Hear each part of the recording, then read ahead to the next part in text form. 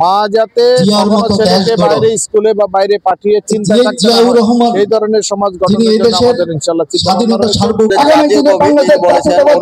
তরুণ দল, জাতীয় দল এবং তরুণদের একটা আন্দোলন যেটা আমরা 24 সালে দেখেছি। উন্নত করতে হবে। বিভিন্ন প্রশ্ন রয়েছে আসলে কিভাবে ভবিষ্যতে এখানে নিরাপদ এবং দেশের সেবায় নিজেকে সবসময় নিয়োজিত রাখতে হবে, বেড়ে উঠতে পারে আমাদের শিক্ষা সবাইকে আমি একটা কথাই বলবো, তরুণরা রোধ করা যায় এইসব তোমরা যত বড়ই হও না কেন, মহান আল্লাহ পাকের তোমরা যদি আমরা নির্বাচিত হতে পারি এই তরুণদেরকে মাধ্যমে আমরা পৃথিবীতে এসেছো, এই সিদ্ধাকুণ্ডকে এই পৃথিবীর আলো আমাদের যে সমস্ত তরুণ সমাজ ভবিষ্যৎ প্রজন্ম গড়ে উঠেছে, আমি যখন তাদেরকে সুন্দরভাবে তাদের আগামী ভবিষ্যৎ যাতে গড়তে পারে সেই জন্য সকল প্রকারের সহযোগিতা আমাদের পক্ষ থেকে থাকবে ইনশাআল্লাহ।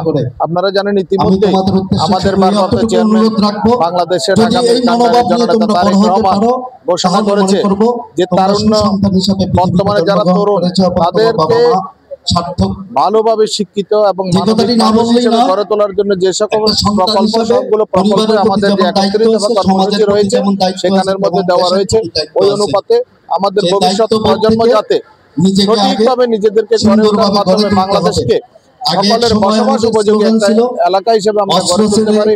নিরাপদ মা যাতে কখনো ছেলেকে বাইরে স্কুলে বা বাইরে পাঠিয়ে চিন্তা থাকতে না হয়, এই ধরনের সমাজ গঠনের জন্য আমাদের ইনশাআল্লাহ তরুণ দল, জাতীয় দল এবং তরুণদের একটা আন্দোলন যেটা আমরা 24 সালে দেখেছি। তরুণদের সেই তরুণ আন্দোলনের মাধ্যমে এই দেশের 17 বছর ক্ষমতা ধরে রাখা ফ্যাসিস্ট পালিয়ে যেতে বাধ্য হয়েছে। সব সময় তরুণদের যে একটা অগ্রাধিকার, তাদের যে দুর্বার আন্দোলন এবং তাদের যে প্রতিভা, সেটা সবসময় বিজয় হয়েছে।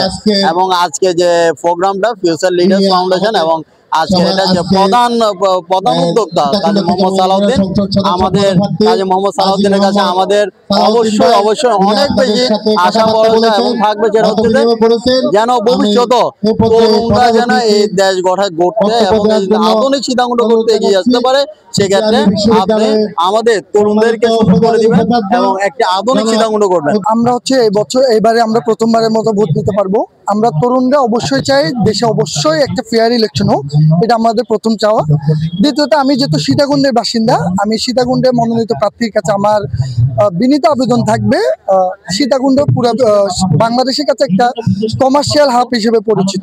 সেক্ষেত্রে সীতাকুণ্ডে যথেষ্ট কর্মসংস্থানের সৃষ্টির মাধ্যমে দেশের অর্থনৈতিক চাকা সচল করে সীতাকুণ্ডকে একটি আদর্শ এবং মডেল সীতাকুণ্ড গড়ে তোলাটা আমার বিএনপি মনোনীত যিনি প্রার্থী আছেন কাজী সালাউদ্দিন, ওনার কাছে আমার বিনীত আবেদন থাকবে এই জিনিসটা নিয়ে। মূলত আমাদের সীতাকুণ্ডে অনেক কারখানা রয়েছে, কিন্তু কারখানা অনুযায়ী আমাদের এখানে আমাদের তরুণদের কোনো কাজের সুযোগ সুবিধা নেই।